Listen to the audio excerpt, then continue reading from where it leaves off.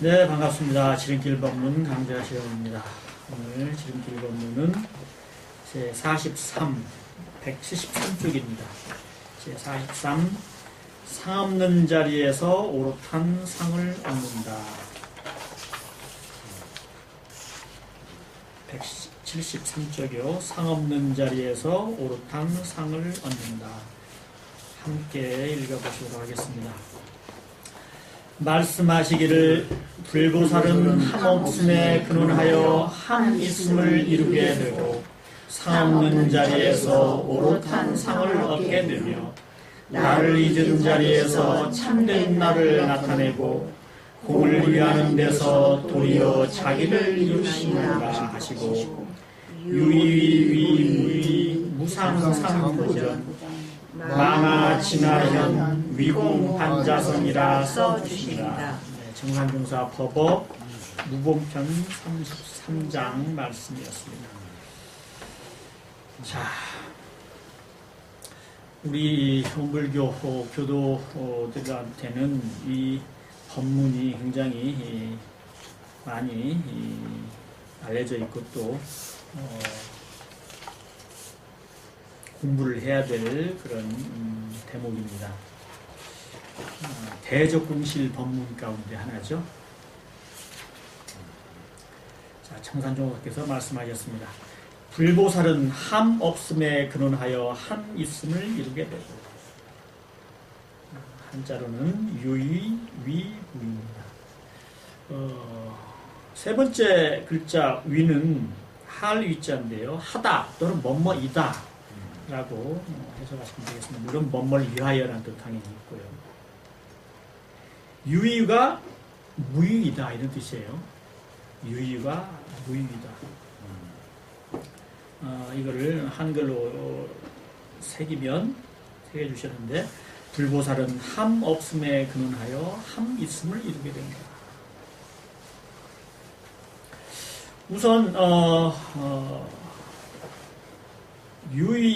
유의위무의를요 거꾸로 무의위유의라고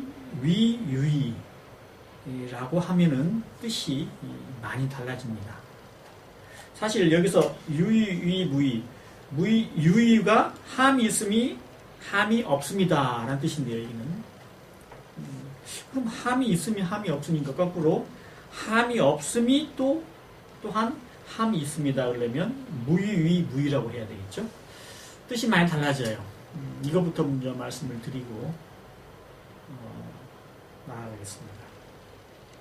자, 함이 없음이 함이 있다, 함이 있습니다. 그래가지고 무의위무의라고 하면 함이 없다는 거라고 하는 것 자체도 사실은 함이 있는 것이다라는 뜻입니다. 내가 무엇인가 이렇게 일부러 짓지 않고 지어내지 않고 고의로 하지 않고 무슨 뜻을 내지 않고 하는 그 함이 없음이라고 하는 것도 그 함이 없음이라고 하는 그 자체도 또한 함이 있다 이런 뜻이 되는 거죠. 다시 말하면 함이 없음에도 마음을 두지 말아야 된다. 함이 없다는 것조차도 뜻을 두지 말아야 된다. 분별을 내지 말아야 된다는 뜻이에요. 아, 나는 함이 없이 생활하겠다. 이것이 수도라고 하는 것 자체도 사실은 함이 있다는 뜻이에요.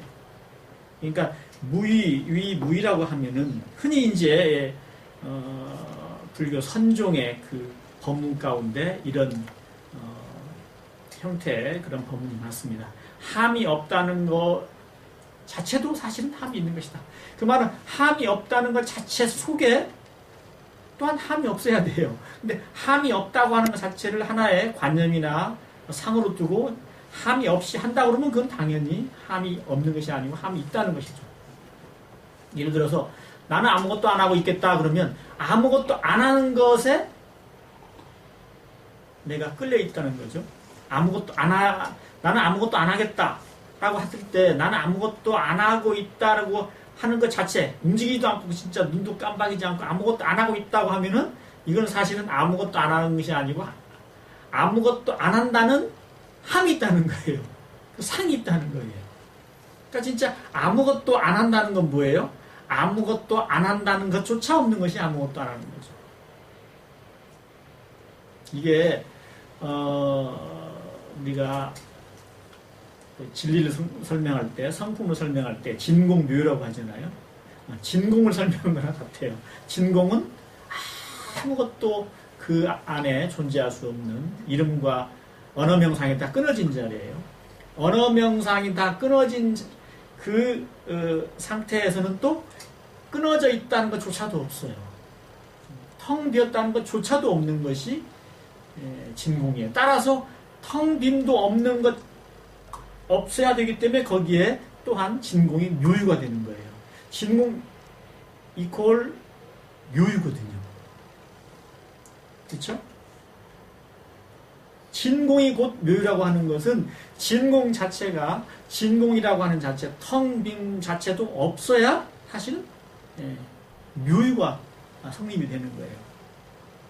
텅 빈 것밖에 없다고 그러면 무의 세계죠. 그건 묘유라고 할 수가 없는 것이죠. 그래서 이게 언어로서 설명할 때는 사실은 참 묘하게 이해하기가 곤란한 부분이 있지만 유의나 무의도 마찬가지입니다. 무의도 무의 가운데는 무의가 없어요. 함이 없음 가운데 함이 없어야 돼요. 함이 없음 가운데 무의라고 하는 것 자체가 있으면 그건 함이 있는 거예요. 그래서 불교 선종에서는 무의도 참다운 무의는 그 무의 가운데도 무의가 없다. 함이 없는 것이 그 속에 없는 것이다. 라고 하는 것입니다. 그래서 근데 여기는요. 정산조사께서는 유유이 무의라고 했어요. 유의. 함이 있는 것이 함이 없는 것이다예요. 일반적으로 말할 때는 함이 있는 것이 함이 없을 수가 없는 거죠. 함이 이미 있는데 어떻게 함이 없어요. 그런데 불보살은 그러셨어요. 말씀하시기를 불보살은 함 없음에 근원하여 함 있음을 이루게 되고 여기 이제 한자로 보면은 함이 있는 것이 곧 함이 없는 것이다. 불보살은 함이 있는 것이 곧 함이 없는 것이다. 여기서 이제 자상히 풀어서 말씀을 해주신 것을 이제 불보살은 함 없음에 근원하여 함 있음을 이루게 된다.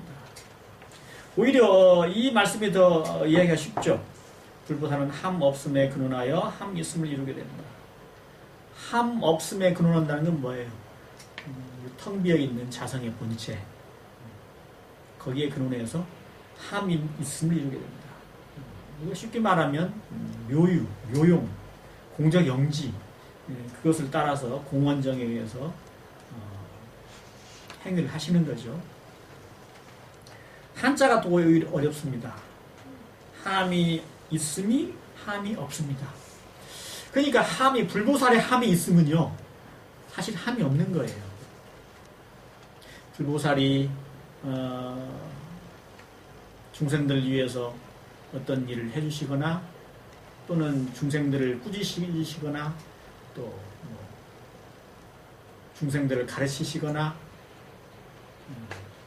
이러이러한 것이 부처님 말씀이라고 설명을 해주시거나 하시는 건 사실은 그 자체가 무엇인가를 함이 있는 것으로 볼 수가 있지만 그것은 그야말로 무의의 작용이다 이 말이죠.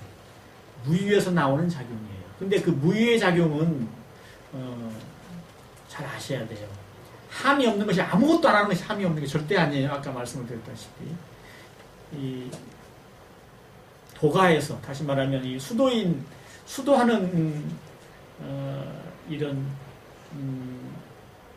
불교에서 또 선중에서 이 무의라고 하는 것은 공적 영지에 따라 반야의 지혜에 따라서 거리낌 없이 하는 행위가 나타나는 행위가 바로 무의입니다.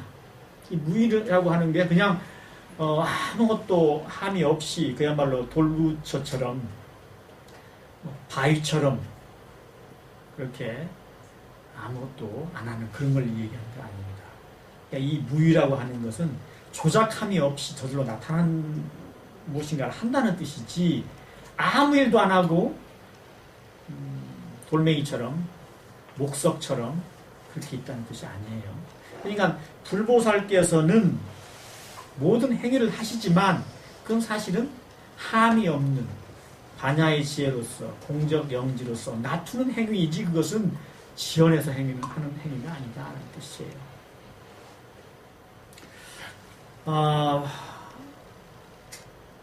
그 6.25 병전에 공자님께서 40세가 되셨을 때 어떻게 보고 50세 됐을 때 이런 말씀이 있죠. 40대는 뭐라고 했어요? 불혹이다. 혹하지 않는다. 주위의 어떤 그런 저기에도 끌려감이 없고 감이 없다. 우리가 얘기하는데 주대가 섰다는 거죠. 50대는 뭐라고 했어요? 50세는 지천명이라고 했어요. 천명을 안다는 거예요. 하늘의 명을 안다. 하늘의 뜻을 안다는 거죠. 60세는 이순이라고 했어요. 무슨 이야기를 들어도 귀에 이렇게 거부감이나 이런 게 없다는 거죠. 어찌 보면 이제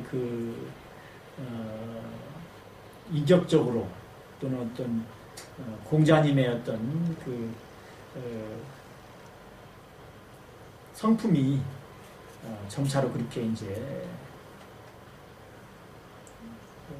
성자로서 이렇게 되어가시는 그런 이제 과정이라고도 볼 수 있는데 마지막에 70세라고 할 때 뭐라고 하셨어요? 70세, 72 이렇게 나와 있어요.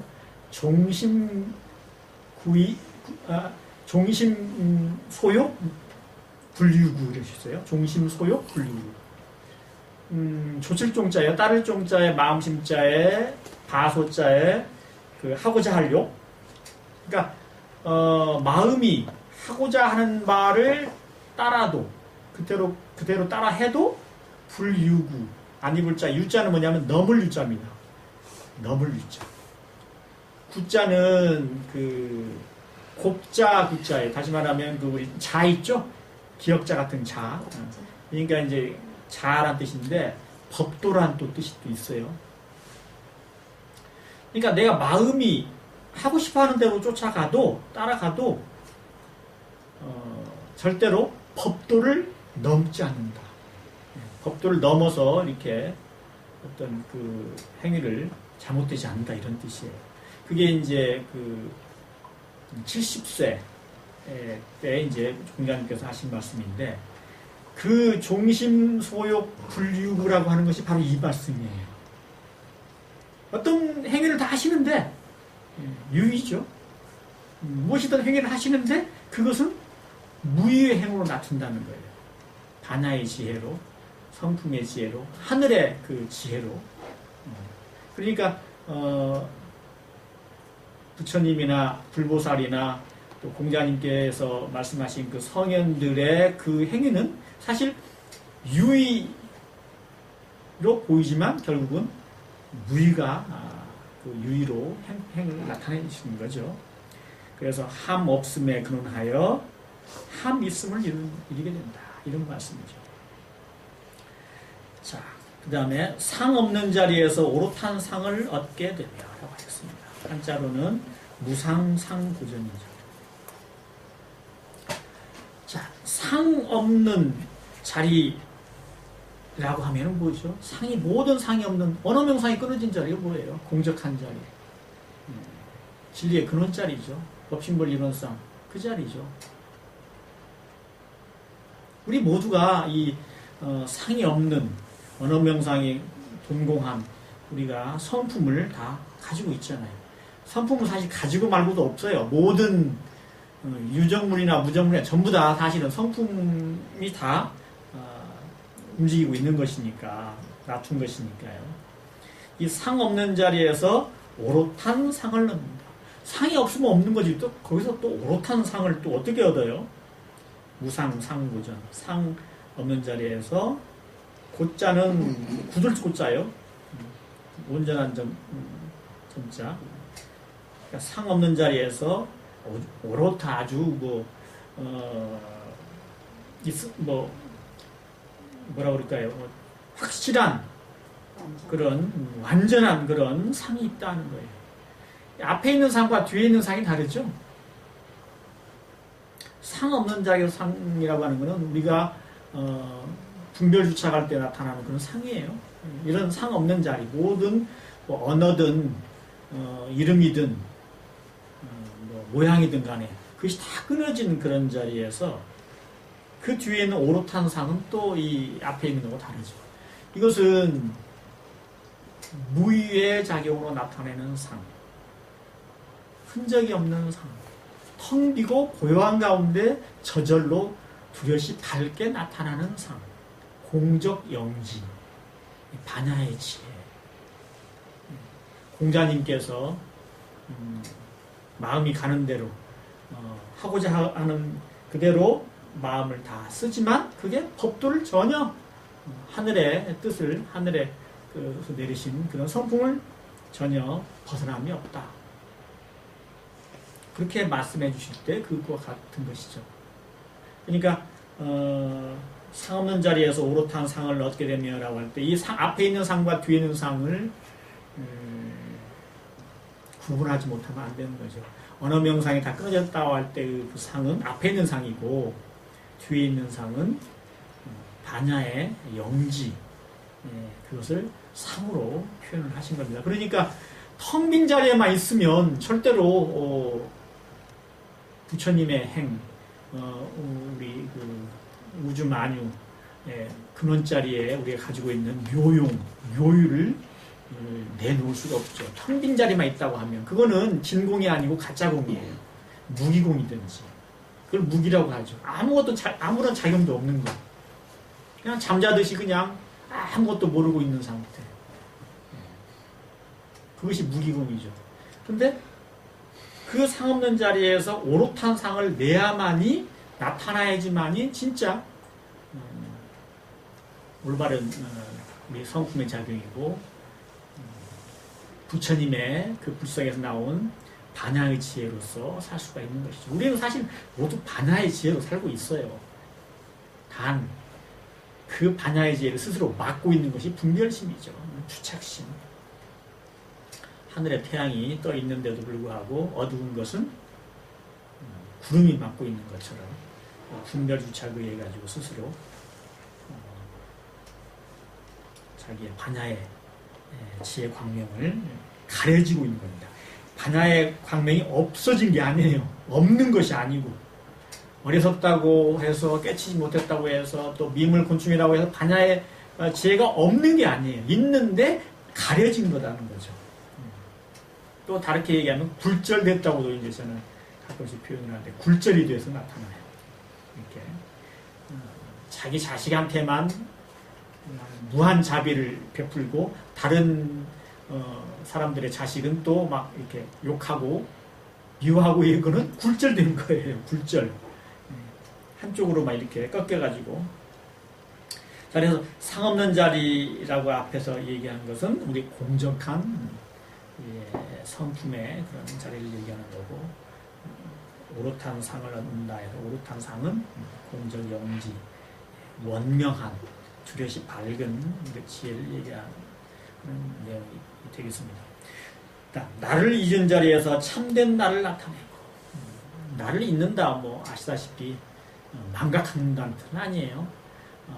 나를 놓아버린다고 하는 거죠. 놓아버린다고 해야 되겠죠. 만약에 진짜로 나를 잊어버리면 내가 누군지도 모르고 있으면 그거는 바보나 아니면 무용에 들었다고 봐야죠. 진짜 참다운 지혜를 낼 수 없는 그런 상태가 되는 거죠. 그러니까 자기를 놓아버린다는 거죠. 참다운 그 자라고 하는 것은 참나라고 하는 것은 분별의 나, 내가 나라고 착각하는 그런 분별 주착에 의해서 느껴지는 그 나를 놓아버리는 그런 상태에서 나타나는 것이죠. 자기 자신을 늘 우선시하고 자기 스스로 모든 그런 우주의 중심을 자기 자신으로 이렇게 놓고 사물을 바라보게 되면 자기 이익대로만 생각이 납니다. 자기한테 도움이 되는 쪽으로만 생각이 움직이고 그렇게 바라 보여요. 그런 데서는 결코 자기의 참된 나를 알 수가 없죠. 부모가 되기 전에는 자기만 알고 있다가 부모가 되고 난 뒤에 문득 그 희생을 하면서도 그걸 희생이라고 느끼지 않는 참나를 경험한다고요. 자식한테 온통 바치면서 하면서 그 참나가 바로 그 작용을 하게 되는 거예요. 근데 이제 때에 따라서 그게 이제 집착의해 가지고 하는 경우도 물론 많이 있지만 반대로 자식에게 아니고 자기하고 아무 관계도 없는 다른 사람들 또는 미물 곤충에게까지도 자비심을 내는 것은 바로 참나로서 작용을 하게 되기 때문에 그렇습니다. 참나로서 자기가 좀 이렇게 불편하고 힘들고 좀 약간 그런다고 하더라도 곤충을 밟지 않고 식물들을 갖다 꺾지 않고 잡지 않고 이게 돌아서 간다거나 이런 것이 다 참나의 작용이죠. 그게 뭐 어떤 풀이나 벌레나 이런 것을 내가 뭐 사랑해야지 예뻐해야지 할 것이 아니고 저절로 그렇게 살아있는 생물체를 내가 해를 끼치지 않고 저절로 하게 되는 어떻게 보면은 뭐 선과 악이라는 개념조차도 이렇게 벗어난 그런 참나의 작용으로서 나타나는 것이죠. 그래서 나라고 하는 집착, 나라고 하는 그런 가짜의 그 분별로 이루어진 그런 생각을 마음을 놓아버리면 참된 내 몸이 자타를 초월한 나와 남을 초월한 참나온 그런 나가 나타난다는 말이죠. 자, 그리고 마지막으로 공을 위하는 데서 도리어 자기를 이루시냐입니다. 한자로는 위공반자승입니다. 공을 위하는 데서 도리어 스스로를 자기 자신을 이룬다.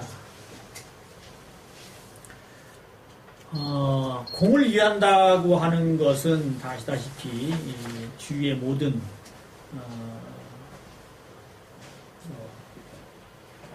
모든 걸 다 위하는 것이죠. 또 사람만 뜻하는 것이 아니고요. 미물 곤충까지 하다못해 또 어떤 그 허공까지도 우리가 허공에 예를 들어서 어떤 뭐 연기를 피우거나 해가지고 뭐 우리가 요즘에 그렇죠 그 지구 온난화 때문에 이산화탄소 뭐 배출 뭐 이런 걸 갖다 우리가 뭐 줄이고 이러잖아요. 사실은 공기를 갖다 오염시키고 이렇게 하는 것도 사실은 보면은 공을 위한 거예요. 누구를 딱히 위해서 그렇게 하는 것이 아니고 우리 모든 전체를 위한 것이기 때문에 있는 그대로 갖다가 더럽히거나 하지 않는 거죠.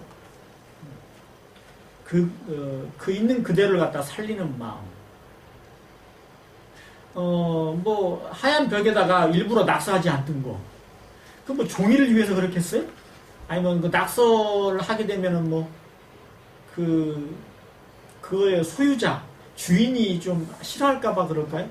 근데 내가 내 벽에다 낙서하지 않는 건 또 왜 그럴까요? 내가 주인인데 내 마음대로 낙서할 수 있는데 벽에다 일부러 낙서하지 않단 말이에요.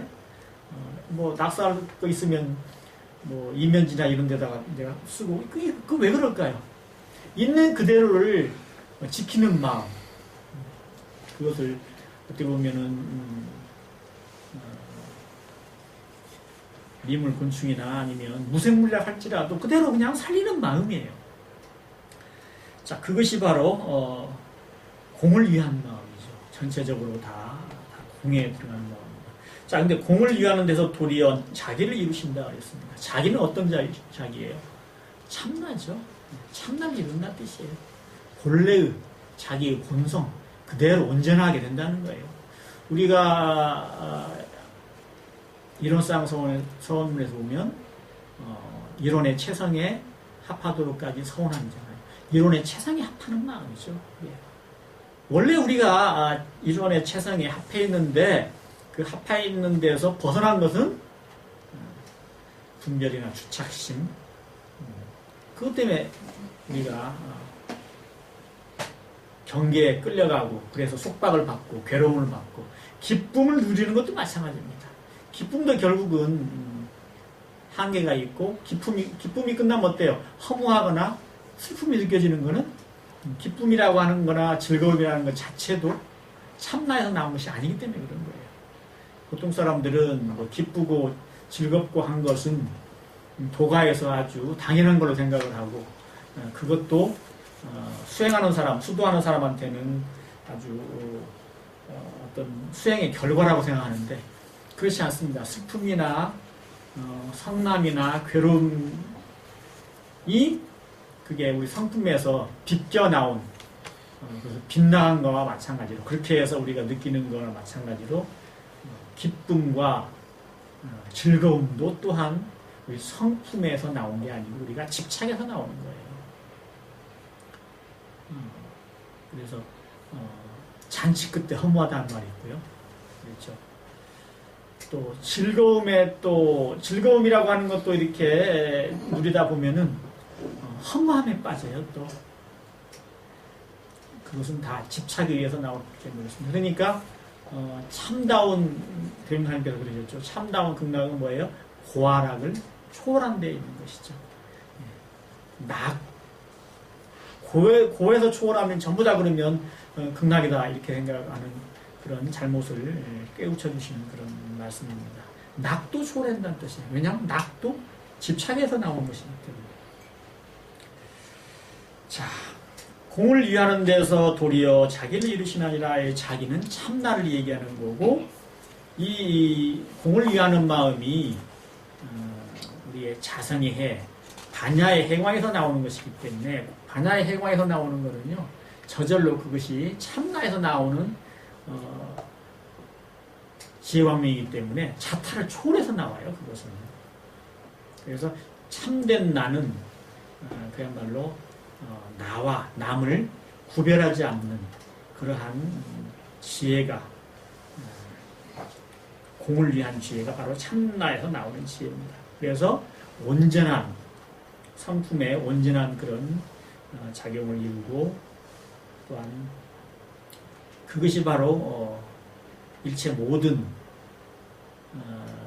우리가 이야기하는 모든 그런 그 자비와 덕 그거와 이렇게 합해지는 것이죠. 덕이라고 얘기하면 이런 거가 또 생각이 납니다. 응용무념이 달마대사께서 말씀하시기를 응용무념을 덕이라 한다 이런 본문이 있죠. 응용무념이 바로 여기서 얘기하는 공을 위한 데서 도리어 자기를 이루신다니라. 그거 같은 말씀이에요, 사실은. 사물에 응해서 무념을 쓰는 것이 바로 덕이다. 우리가 반야의 지혜가 바로 무념이거든요. 무념에서 나오는 그런 지혜거든요. 그러니까 무념 그대로 사물에 응해가지고 무념 그대로 쓰게 되면 저절로 그것이 공을 위하는 것이며 저절로 자타를 초월한 그런 덕이 되는 것이고 그것은 완전한 참다운 참나를 이루어버리는 거예요. 완성하는 것이죠. 이런 대도를 이루는 것이고 법신불 이론상의 최선이 합한 그런 것이 되는 것입니다. 그러니까 다 같은 말씀을 해주시는 것입니다. 자, 불보살은 함없음에 근원하여 함이 있음을 이루게 되고 상 없는 자리에서 오롯한 상을 얻게 됩니다. 나를 잊은 자리에서 참된 나를 나타내고 공을 위하는 데서 도리어 자기를 이루시나니라.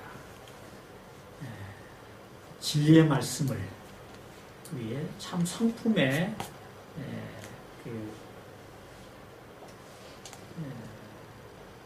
유의무의 성품의 텅 빈 그 자리에서 나타나는 그런 참다운 지혜, 그 반야의 지혜로서 불보살께서 행하신다는 것. 그래서 자타를 초월한 선악을 초월한 완전한 그런 진리의 성품, 진리의 작용을 드러내신다는 것. 그런 법문을 해주셨습니다. 말씀 여기까지 말씀을 드리겠습니다.